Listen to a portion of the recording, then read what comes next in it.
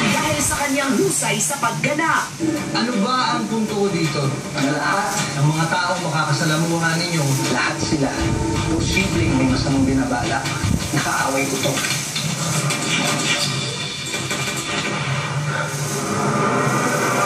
Tinitilian because of his good looks and irresistible hotness. Ngunit mas umingay ang kanyang pangalan dahil sa mga kontrobersyal na babaeng naging bahagi ng kanyang buhay. Dennis Trillo, patuloy na nauugnay sa mga babaeng minsan niyang minahal. Una, Carlene Aguilar. Ang kanilang relasyon noon, nagbunga ng isang anak, si Calix. Tanong ng bayan, sa kasikatang tinatamasa niya ngayon, patuloy ba sa pagsuporta si Dennis sa kanyang anak? Ikalawa, si Christine Reyes. Matapos ang masalimuot at on and off nilang samahan noon, napapabalitang masaya na ngayon sa piling ng model at martial artist na boyfriend nito. At ayon sa ilang bulong-bulungan, ay nagdadalang taon na raw. At ang ikatlo, si Jeneline Mercado. Matunog ang balitang tila muling nagkakamabutihan ang dalawa. Ayon pa sa mga usap-usapan sa social media, panay daw ang like ni Jeneline sa mga post ni Dennis. Sa isang post pa sa kanyang Instagram account, ipinakita ni Jeneline ang lyrics ng isang kanta sa kanyang album na iduduet daw nila ni Dennis. Ano nga ba ang nilalaman ng kanyang puso? Sino nga ba ang babae sa kanyang buhay ngayon? The Man on Fire answers the hottest love questions. Dennis Trillo, live! Welcome to the box, Dennis. Hello mga kapamilya, kamusta kayong lahat? First time ko dito kaya medyo Maraming salamat ako. Uy, alam mo, issue pala yun pag nagla-like ka sa mga picture. Parati ko nila-like picture mo. Oo nga, Wala sa akin, ha? Diba? And nakikita ko nila-like mo picture Oo mo. naman. We're friends. Is that an issue? Ay, mukha. Kay Jeneline, mukhang issue yun. Bakit? siguro. Ano ba yung mga nila-like mo picture niya? At ano yung nila-like niyang picture mo? Iba-iba eh. Iba-iba. Aware ka ba doon na pinost niya yung kanyang yung lyrics ng kanta? No, I know. But are you aware? And how did you react? Aware kasi ano eh, sinabi niya sa akin, okay lang ba po-post ko sa tag okay. kita? Kasi syempre meron kaming kanta dun sa album niya. So para ma-promote lang. Yeah. But were you also aware na pwedeng lagyan ng ibang ibig sabihin? Kasi it's about yung song, di ba? Kasi It's about- parang ilang beses nag-try, naudlot, nag-try ulit, naudlot, nag-try, tapos nag-work na. Yun. So, were you aware that mabibigyan ng kulay na parang kwento ninyong dalawa? Did you guys talk about it? Aware din, syempre, dahil Sorry ba ito? hindi naman, ano lang, natuwa lang kami doon sa kanta kasi medyo bagay siya, tas parang So you're seeing each other again? hindi, nakikita kami kanina, nakita kami sa Sunday All-Star, ganun. Okay. I mean seeing each other outside of work. Like, Are you the dating coffee again? To, you know, whatever. Hindi pa, nung nag-record lang kami. Tapos, kumain kayo sa labas after. Tapos, kumain lang, kasi Saan? nakagutom eh, yung recording eh. Saan ba kayo kumain? Sa isang restaurant na sa may QC. Sino nandito? Ako. Uy! No, but what Dennis is saying right now is you want to spend more time with your son, di ba? Of course. No, but he has Calix every weekend, di ba? Right, madalas. And kahit wala akong work talaga, I see to it na makabawi ako sa kanya. Dahil may times sa everyday yung work, meron naman every other day. So sinisingit ko talaga. Hinahanapan ko ng time. Grade 2. Oh, it's so much fun. In grade 2 talaga, it's the best, no? Yes. Kasi parang kausap mo na parang adult, Oo, eh. pero meron pa ng innocence ng pagiging bata. Nakakatuwa kasi talagang nag-iisip na... What does he talk to you about? Ano yung madalas niyang sabihin? Ano yung madalas niyang itanong? Tinatanong ako, may girlfriend ka? Tinatanong niya ako. What you say? Sinasabi ko wala pa. Kasi ayokong mawalan ako ng time sa kanya. Sinasabi ko sa kanya talaga. Ayoko mawalan. Bakit? Pag nagka-girlfriend ka ba, yun na lang? Yun na yung focus na lang? Ganun ka ma-involve? Dati ganun ako. Ayaw mo ganun. It's nice! No, I mean, But one loses, either the girlfriend or the... no, the girlfriend has to get along with Calix. Sure. Importante yun, di ba? Na kung sino yung mahal ng mahal mo, mamahalin mo rin. Yes. It takes a lot. You have to be bigger than, you know. Paano naging ganyan ang katawan mo? Kilala kita dati na ang payat mo, scrawny. Ngayon hot ka na. Paano nangyari yan? ano yun choice lang talaga lahat. Kasi syempre sa panahon ngayon, hindi na tayo bumabata. And pinili ko lang yung iba yung lifestyle ko. Mas pinipili ko mas healthy food. Syempre yung workout, mas continuous.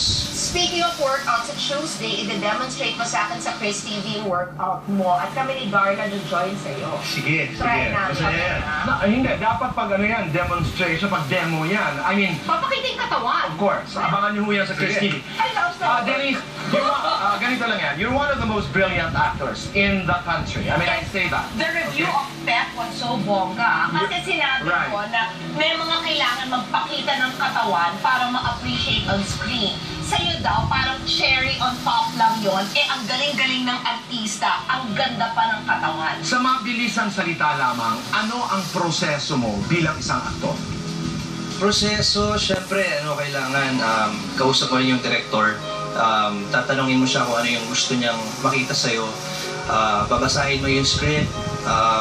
Syempre kasabay nun yung magre-research ka, bubuuin mo yung character. And malaking tulong si Direct Mike sa pagbuo namin ng character dahil sobrang passionate siya dun sa trabaho niya. Grabe yung enthusiasm niya, kaya nakakahawa. Kaya kami bilang artista... Mike Tubiera, we're talking about Mike Tubiera. Yes, Okay. of course. Dumadating ka ba, umaalis ka ba sa set in character? Ako, mabilis akong mag-switch off or on and off ng In character. fairness, Correct. oo. Kasi nung nasa set nila ako, yung talaga boy, ang ganda ng setup, ang yaman. Parang hindi siya indie. Yeah. Lahat ng mga mamahaling ilaw, kumpleto, ang daming camera. Diba? Parang talaga, you have this notion kasi diba na pag Cinemalaya, small, yung talaga artistic and Yung all. Pero script. ito talaga, you feel it's huge. Malaki. At ang ganda ng kwento. In a couple of lines, ano ba talaga? What is a janitor all about? Itong janitor is all about blind obedience talaga eh. Kasi ako dito ex-police na nagkaroon ng konting anomalya na tanggal sa service. And then, nangyari yung bank robbery. Tapos may lumabas na mga pangalan ng suspects na involved doon.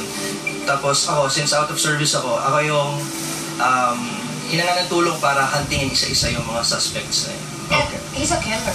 He is. Yeah. Yes. Di ba? Bawat isa doon. Ang tanong kasi actually nung binabasa ko kanina, ang sinabi there is that, di ba may kasabihan na, justice delayed is justice denied. But, paano naman kung sumobrang pinabilis yung hustisya na hindi na inaral talaga kung sinong guilty, baka naman may injustice na magaganap doon. At merong mga hindi talaga dapat patayin na mapapatay. Yan ang katanungan ng pelikula. I really wanna watch. Kaya dapat panoorin natin. Invite everyone. Yes, so mapapanood na nila sa October 8 ang The Janitor. Siyempre maraming salamat sa Star Cinema at sila nag-distribute ng pelikula. Itong Janitor directed by Mike Tubiera, siyempre starring Richard Gomez, LJ Reyes, marami pang iba, napakagaling na artista. And Miss Chris, gusto ko nga pala mag-thank you sa pagbisita mo sa set na. I know. So, I wanna watch your premiere. They just don't wanna allow me. Let's just watch. Magbabayad ako. Kasi daw I'll be absent sa A&A if I watch the premiere. Can I be absent? Why can I watch them? Not my call, our boss. Wait, so you visited, di ba? Para naman light ang ating pagtatapos ang ating pag-uusap. Denise, at this point in your life, describe nga the woman that you want to marry.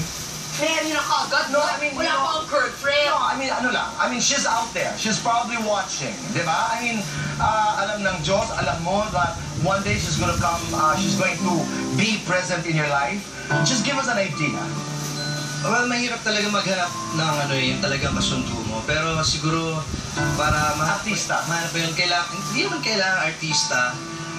Pero kailangan siguro parang ako din. Para marami kaming things in common. When you say ako din, ang ibig sabihin ay? Sporty. Sporty, mas maganda ako nagsasurf. Okay. Mahilig sa mga organic stuff.